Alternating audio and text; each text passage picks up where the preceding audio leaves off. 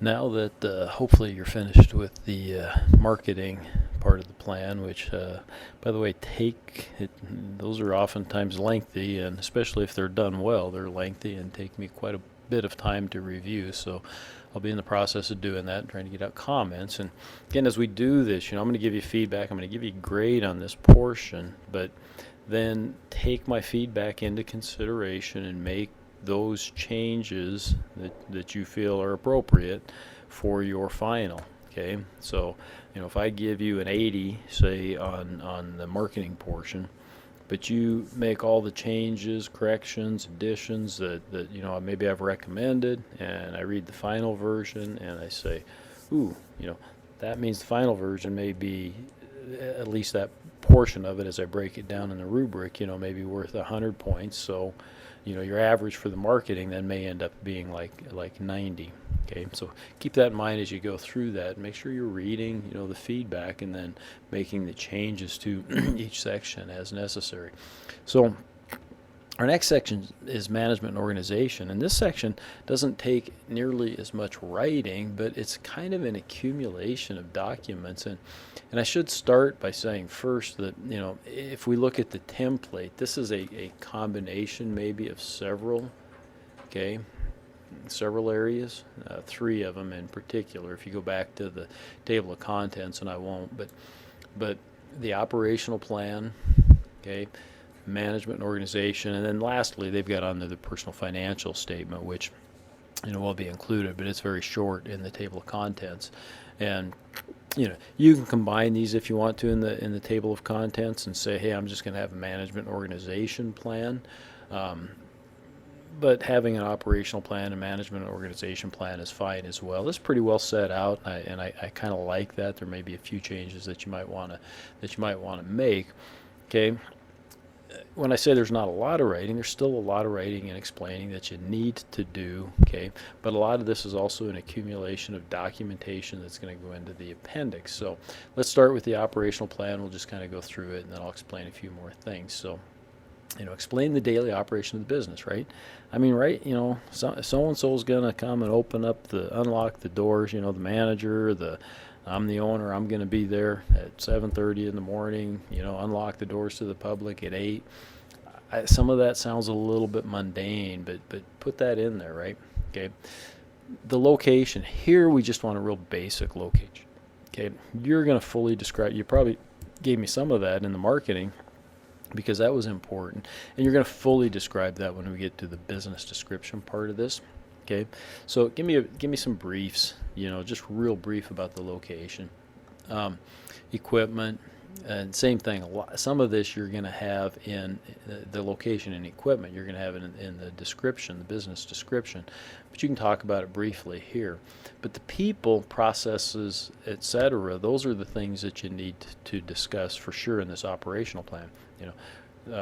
My part-time worker is going to show up at 10 o'clock and they're going to work through the lunch hour, while I go to, have lunch, and then, they'll get a lunch hour, or else, they're just going to work straight through till 2 o'clock, whatever the case may be, right? We need to kind of have a good understanding in words of what's happening, right? So how and where your products serviced or produced, and for a lot of you, if you're retail, they're not necessarily produced, but how do you get them, right? Who's going to be your supplier? Should you have an actual name of those suppliers? Absolutely. If you're in a restaurant, some of the names might be Food Service of America, and it might be Cisco, might be those types of things, right, that you're going to get those products from. Okay, if you're in retail, there's going to be wholesalers out there that wholesale different types of, shirts, shoes, whatever the case may be. So make sure that you kind of list those. And how are they going to get to you?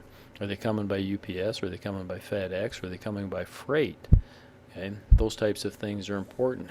What if you get special orders? If you're going to do that, how are those going to come? How do you place those? Those types of things, right? Okay, so this talks more almost in terms of production of if you were a manufacturer, but also think in terms of this as being if you're like a restaurant, retail, or those, which many of you are. Again, the location here, read through it, and yeah, the things that are important for I guess the logistics of the business you might want to include in here, but you're going to give me a more detailed description in the business description part of this plan, and it'd be okay to refer to that. More detailed part of this is going to occur in the business description part of this plan. But a few of those logistical things, there's a loading dock in the back, and that's where, UPS is going to bring their stuff. Okay, we've got storage in the basement, so we can have excess inventory if we want to, or build up inventory for seasonal needs. Okay, those are the types of comments and things that should probably go into this location part of it. The construction, most of you didn't do that. You're leasing, right? Cost. You can touch on that, but a lot of that should have been in the financial stuff too. Okay. The legal environment. Here's where some of these things are going to come up that are important, and I've got a little PowerPoint too that we'll kind of go through, but things that you need to discuss. If you're a contractor, do you have some bonding requirements? Yeah. Do you have to register with the state as an independent contractor? Yes, you do. Okay.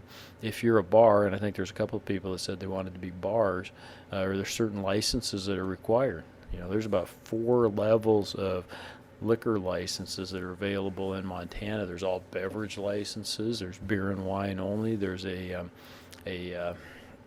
do they call that? Just for beer and wine, and cabaret licenses just for beer and wine, and so you can't have gaming. There's beer and wine licenses that can have gaming, and then there's I think beer licenses and licenses that are available if we're opening a brewery or a distillery that are different, right? So you need to talk about that. Permits if necessary. Most of you probably don't have businesses that require a permit, but you might check into it.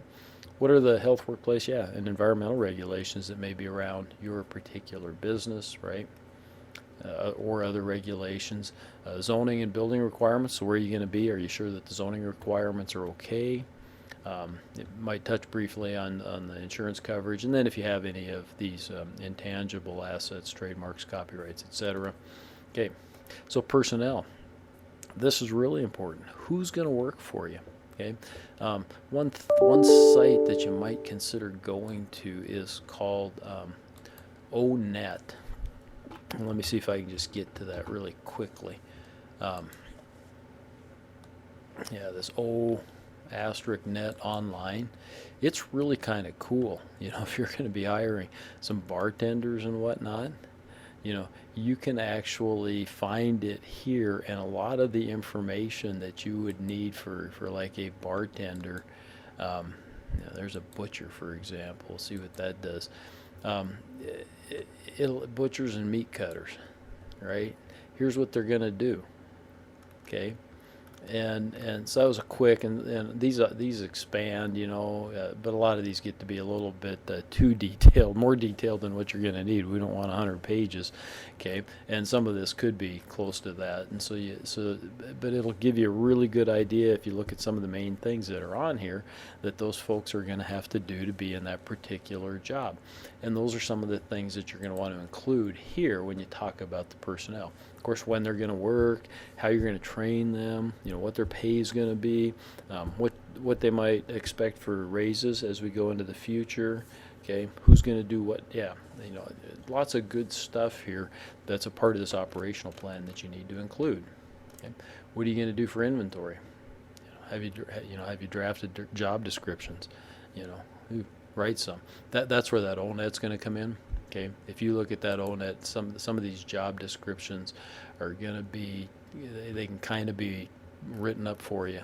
Really, it'll make that job a whole lot easier if you just look at that. Okay, are you going to have some contract workers? That's a good question that you might have to consider depending on what kind of work you're going to be in.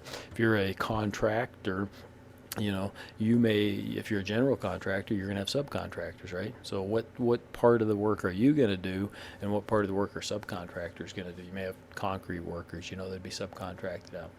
Inventory, talk about that, right?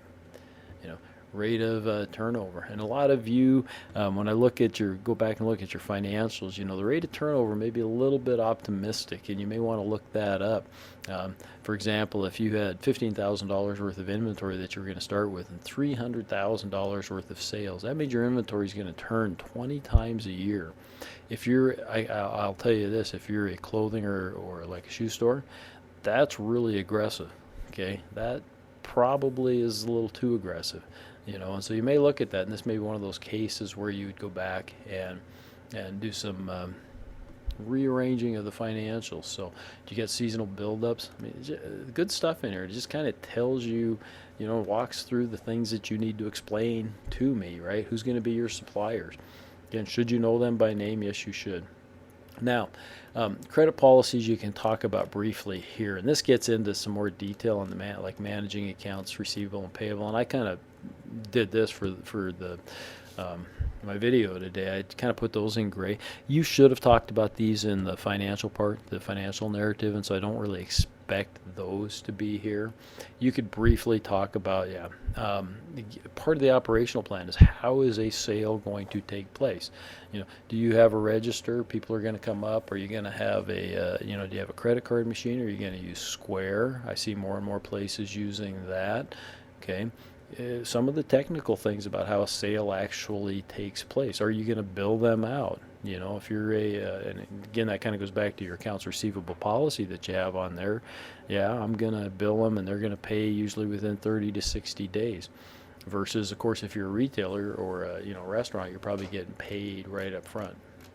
So I grade that because I don't know that you really need. You might go back and check, make sure you talked about that in your financials.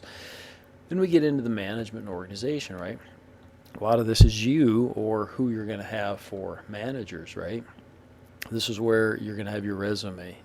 Has to be in the appendix. It's not going to be here in the body. It's going to be in the appendix. You're going to reference that, okay? And you're going to tell me a little bit about why your resume and what's on your resume makes you qualified to do this particular type of a business, okay? Are you going to have these things? And who are they? What bank are you going to go through? What insurance agency? Okay. Will you have some mentors and key advisors? You may or may not. You may or may not have consultants. Are you going to have a board of directors? Are you going to have a management advisory board? You may not. That's fine. A lot of small businesses wouldn't. But who's going to be your attorney and who's going to be your accountant should consider those things. Okay. And I'm going to walk through some of the other documentation that you're going to need that's going to be in the appendix maybe. Some of that we talked about. Okay. And then here, in personal financial statements, that's one of the documents that I'll talk about that, yes, you would have in there. So let's go other supporting documents, and let's just, oops. Okay. So, as you went through that, there's a lot of that that's explained, but there are certain documents that are going to end up and be in the appendix itself. And make sure you provide at least brief explanations of those documents. So, business returns, if you were purchasing a business or had an existing business that you're looking at expanding, growing, etc., if you've got business tax returns, they would certainly be included, right? Okay. Personal tax returns should be included as well. Now, I don't really care to read through a bunch of personal tax returns, but you should put them in there. So what I'm going to tell you to do is go to the IRS site, download a blank 1040, put in a bunch of fake numbers. I think you can even do that right, on your computer, and print that out and put it in. Okay, I don't care that they're real. If you want to include your real one, that's fine. I'm not going to pay a lot of attention to it. But I want you to understand that that's something that would be in something like this. So a personal financial statement, same thing there. And I think I give you a blank personal financial statement in the content section. We'll go take a look at that in Brightspace. Okay. Generally speaking, if you're an LLC or corporation or some entity like that limits liability, the bank's going to require that you personally guarantee it. And so they're going to require a personal financial statement then as well. Leases. So most of you chose to lease property, and that's great. Okay. If you know who you're leasing it from, you may contact them, or who you say you're going to be leasing it from, contact them. They may have a copy of a lease that they're more than happy to share with you. If not, that's fine. Again, I've got a copy that you can download and you can use. It's about a 10-page lease, so it's going to take up some room in your appendix, but that's fine. Okay. Kind of talks why you need the lease, right? I don't think any of you were looking at a franchise, and so I don't think that matters, but we'd want a copy of the franchise agreement. Always. Resumes for, of course, any owners, all owners, right? And maybe managers if they're a separate person that you know who they're going to be.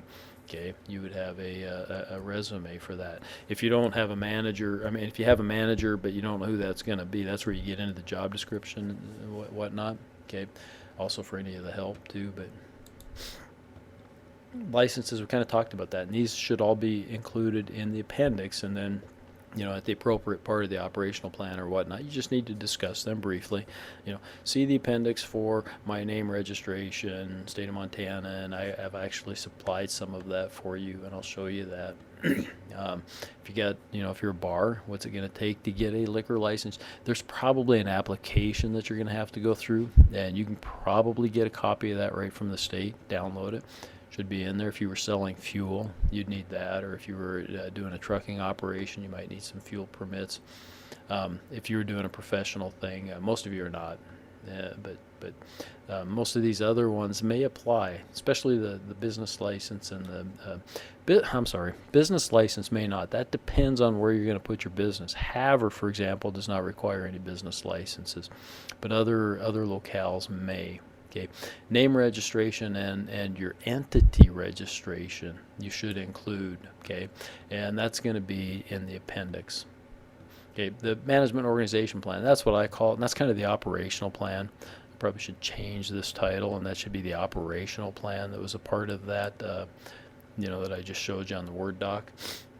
Should be quantified. Again, number of employees, what their assignments are going to be. We kind of talked about that. Who's going to be capable, meaning, job description or job specifications, a little bit of both. If you've got a bigger organization, what's that org chart going to look like? Manager, assistant managers, maybe employees. So just a little additional information there. Most of it's pretty well spelled out, right, in this. If you follow through this, but include those documents that I talked about. Now, briefly, let's go back to here, okay? Geez, guess what? Articles of organization. So that's what you would have to file with the state, okay? And I got the PDF right here for you. Went ahead and did that. That's what you'd file with the state for your LLC or partnership. I think it's either or both, okay? And assuming you're going to be one of those, it might even be a corporation, okay? Your business name registration, you need to register your name with the state, okay? And you can download this. I don't think I have it. No, I don't. Okay, but you can download this. I think you can fill it out right on your computer, okay? And then you can put that, print it up, or add it to, okay, what's going to be in your appendix, okay? And then here's a sample lease that I, again, have also included and should be on there as well.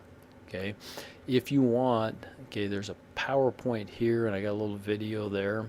Okay, this is going to replace the management organization, but if you want, you can look through that. If you're not sure what type of entity you're going to do, I'm not going to go through that because it takes a little longer, and we should add that in business law and whatnot. But you may want to look through that as you're picking out the type of entity or organizational form, and there's a video there that you're welcome to watch as well. That should do it. That should get you going on that management organization or operational plan.